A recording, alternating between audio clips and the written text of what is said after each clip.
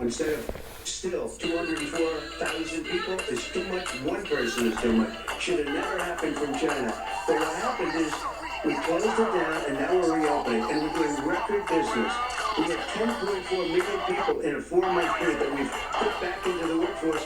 That's a record the likes of which nobody's ever seen before. And he wants to close down, he will shut it down again. He will destroy this country. You know, a lot of people, between drugs and alcohol and depression, when you start shutting it down, you take a look at what's happening in some of your Democrat-run states where they have these tough shutdowns.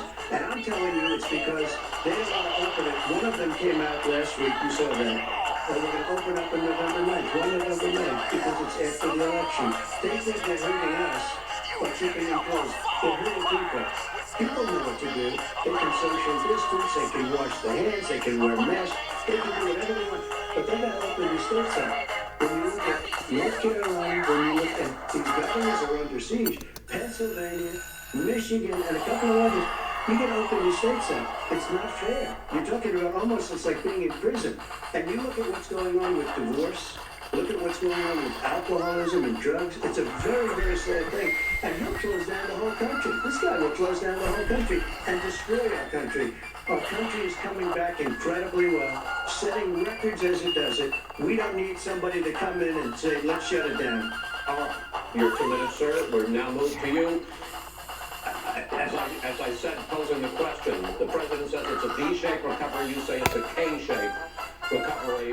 What's the difference? The difference is millionaires and billionaires like him in the middle of the COVID crisis have done very well.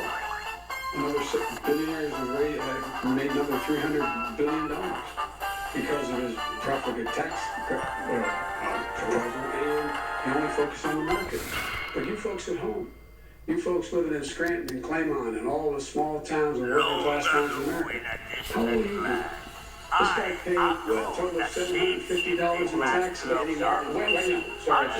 I understand. You've agreed to the 2 minutes, so please let him have it. I get my time back.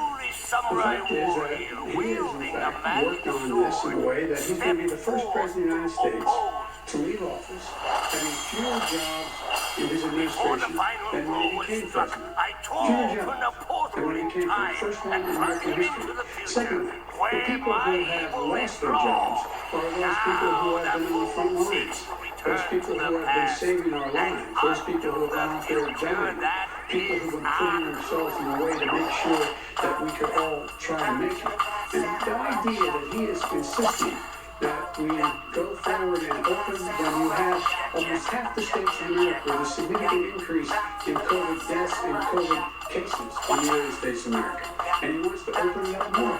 Why does he want to open it up? Why doesn't he take care of America? You can't fix the economy until you fix the COVID crisis. And he has no intention of doing anything about making it better for you all at home in terms of your health and your safety. Schools. Why are schools open?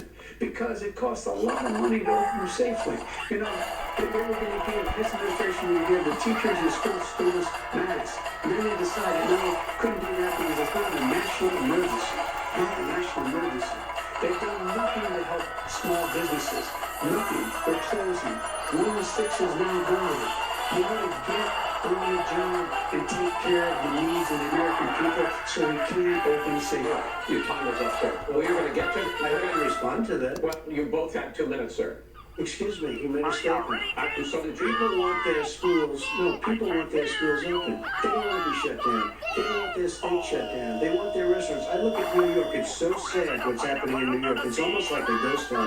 And I'm not sure it can ever recover what they've done in New York. People want their places open. They want to get back to their local, they'll be here safe, but they want their schools open. And I'm the one that brought back football. By the way, I brought back big time football. It was me, and I'm very happy to do it. And my people and I are very proud of me. And you're going to get back now? Ladies and gentlemen, we're going to get to your economic plans going forward in a moment. But first, Mr. President, as you well know, there's a new report that in 2016, the year you were elected president, and 2017, your first year as president, that you paid $750 a year in federal income tax each of those years. I know that you pay a lot of other taxes, but I'm asking you the specific question. Is it true that you pay $750 in federal income taxes taxes each of those 2 years? I paid millions of dollars in taxes, millions of dollars of income tax. And let me just tell you, there was a story in one of the papers. I paid $38 million one year. I paid $27 million. Show us your tax year. I went. You'll see it as soon as it's finished. You'll see it. You know, if you want to do, go to the Board of Elections.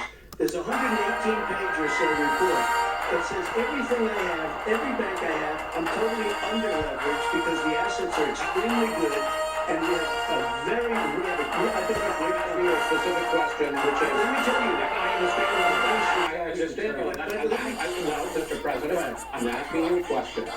Will you tell us how much you paid in federal income taxes in 2016 and 2017? millions of dollars.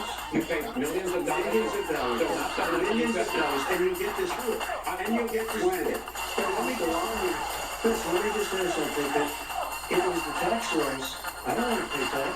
Before I came here, I was a private developer. I was a private business people. Like every other private person, unless they're stupid, they go through the laws, and that's what it is.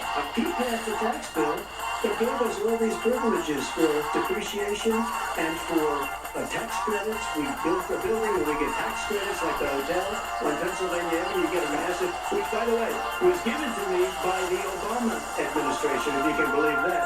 Now, the man got fired right after that happened, but President Biden will respond. they're doing it, Steve. Look, the tax code that